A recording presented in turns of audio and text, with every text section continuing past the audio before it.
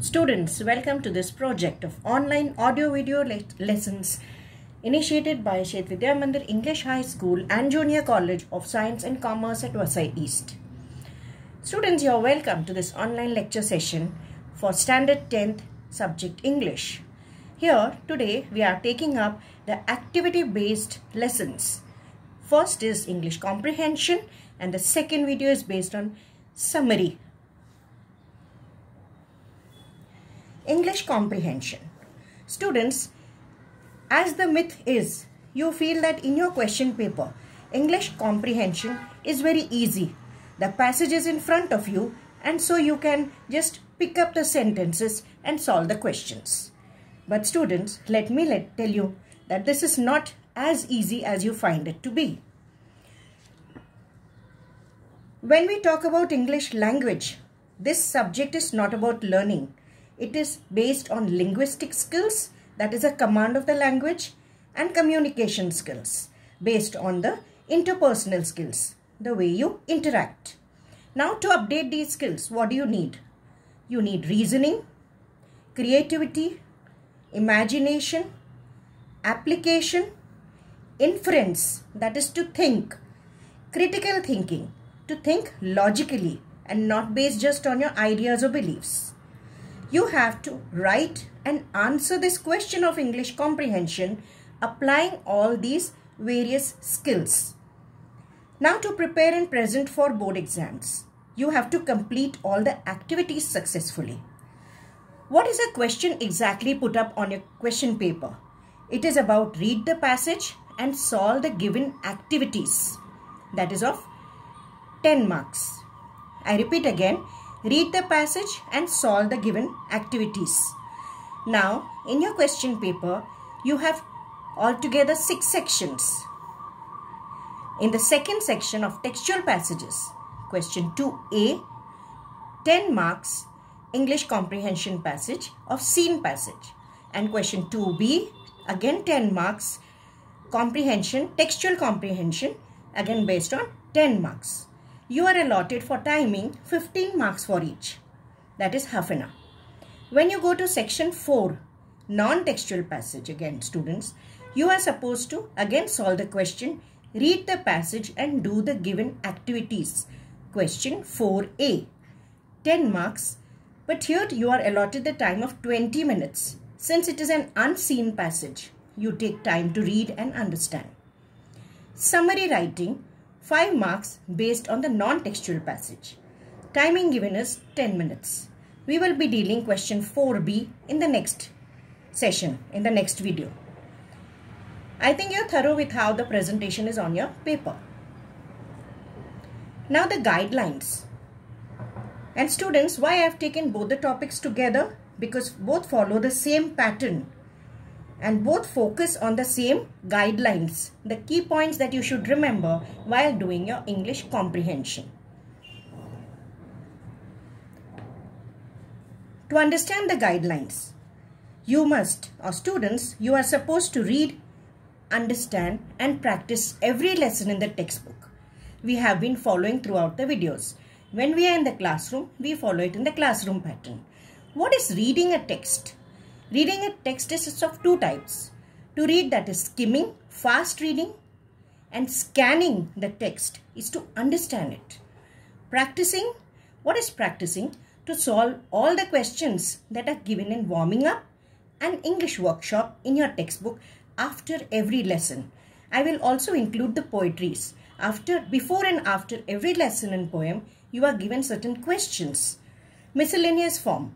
You must solve all these questions to get a command of how you have to write your English comprehension.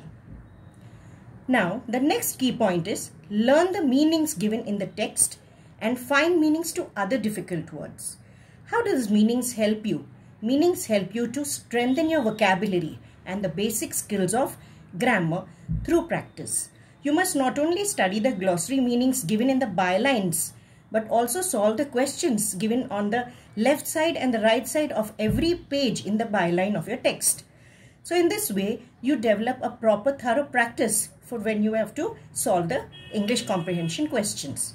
Though the passage is just a part of the chapter, you must have a thorough understanding of the complete chapter. While writing, use proper layout. Yes, students, the proper layout, how you have to present your comprehension, write the correct question numbers, to draw diagrams properly, underline, complete the following, etc. Write answers according to the questions asked.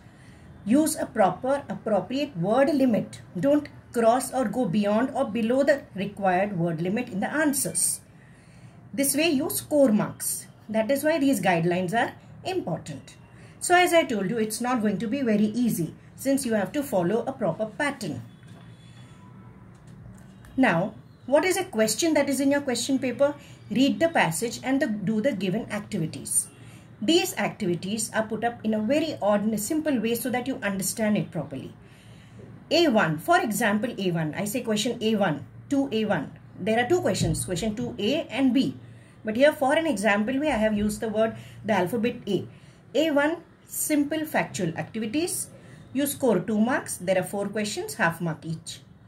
Complex factual activities, 2 marks. There are 2 questions or there may be 1 question. There are mostly 2 questions based on 1 mark each. Activities based on vocabulary, 2 marks. That is the structure of the words. 2 marks, half a mark each. Activities based on grammar, 2 marks, 1 mark each, 2 activities. And A5 is personal response question. Only 1 question is given without any choice, which is of 2 marks. Total 10 marks for each comprehension. So students, the passage in front of you, you have to read it properly and then you have to analyze how you're going to write the answers in the right format. Now I deal individually with each one, that is simple factual, complex factual activities, activities based on vocabulary, activities based on grammar and personal response question. Almost you must learn this before writing the question paper. Simple factual activities, 2 marks. These questions are all simple and easy to solve. Why they are easy to solve? Because you pick up information from the passage. Activities should be answered in the same format. I am making it very clear the format should be same as asked in the question. Diagrams should also be drawn. Full statements should be written to score marks. Full statements to be written. Which type of questions are asked here in simple factual activities? Fill in the blanks. Complete the following. Choose the correct alternatives. Arrange in proper order. Agree or disagree. Complete the web. Match the column. True or false. So students, as the question is asked, you have to write. For fill in the blanks, complete the following, write the complete sentences, underline properly. When it is agree and disagree, write agree and disagree. Do not mix up with true and false. When it is a web diagram, just don't write the words. Draw the web properly. Same with the match the column, draw the columns properly. A2 is complex factual activities. For these activities, you not only pick up the information, but also understand the meaning of the passage. Now students, I told you while reading you are doing skimming and scanning. So here scanning is very important. Scanning is to understand the passage, to understand the theme of the passage. Which are the question types asked here? Describe the following. Maybe you are asked to describe a situation. You are asked to narrate an incident. For example, in the lesson The Thief's Story, you are narrating the incident about how Hari felt when he was at the station after he took the money. You may be asked to describe or collect the qualities of Mary Kom. So you have to collect it. You have to scan the entire passage and collect those qualities to put it into the answer. Make a list of the activities. Say qualities of Kailash Satyarthi. Work what he did. Complete the chart. You're given a chart. You have to complete it. Maybe a flow chart as you have in your text. Find the proof or evidence in the given phrase. A3. Activities based on vocabulary, 2 marks. These activities test your deep knowledge of language associated with letters and words. So students, here not only the content of the passage is important, but as well as your knowledge of grammar, that is language, is very important. Question types that are asked: word building, synonyms, antonyms. Write the words and the answers. Old English or archaic words in poetry comprehensions, code mixing, parts of speech, adjectives, adverbs, nouns, verbs, etc. Suffixes, prefixes and suffixes, that is affixes all. Alphabetical order, arrange in the correct alphabetical order.